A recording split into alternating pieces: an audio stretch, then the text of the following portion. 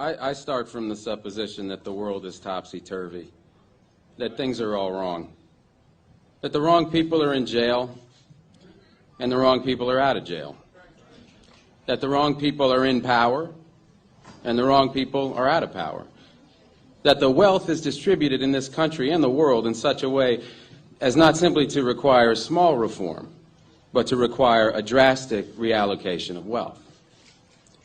I start from the supposition that we don't have to say too much about this because all we have to do is think about the state of the world today and realize that things are all upside down. Now, if you don't think, if you just listen to TV and read scholarly things, you actually begin to think that things are not so bad, or that just little things are wrong. But you have to get a little detached and then come back and look at the world, and you are horrified. So we have to start from that supposition that things are really topsy-turvy. And our topic is topsy-turvy, civil disobedience.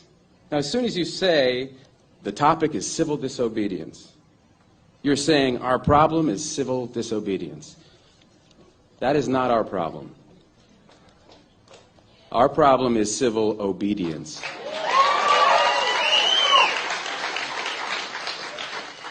Our problem is the numbers of people all over the world who have obeyed the dictates of the leaders of their government and have gone to war.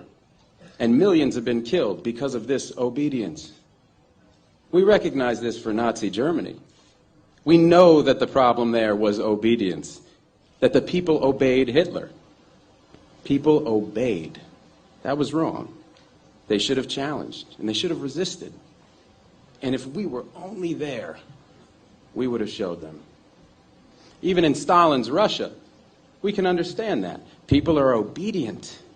All these herd-like people.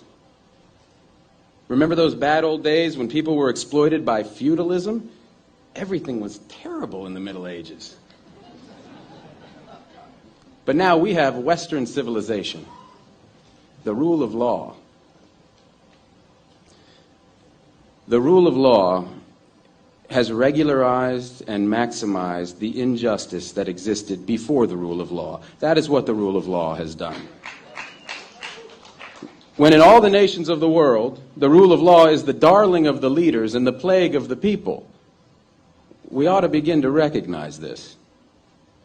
We have to transcend these national boundaries in our thinking. Nixon and Brezhnev have much more in common with one another than we have with Nixon.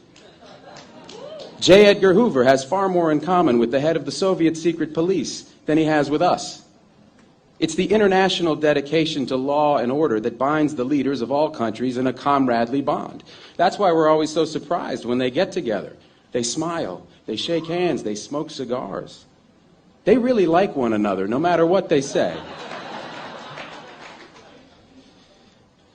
What we are trying to do, I assume, is really to get back to the principles and aims and spirit of the Declaration of Independence. This spirit is resistance to illegitimate authority and to forces that deprive people of their life and liberty and right to pursue happiness. And therefore, under these conditions, it urges the right to alter or abolish their current form of government, and the stress had been on abolish. But to establish the principles of the Declaration of Independence, we're going to need to go outside the law, to stop obeying the laws that demand killing or that allocate wealth the way it's been done, or that put people in jail for petty technical offenses and keep other people out of jail for enormous crimes.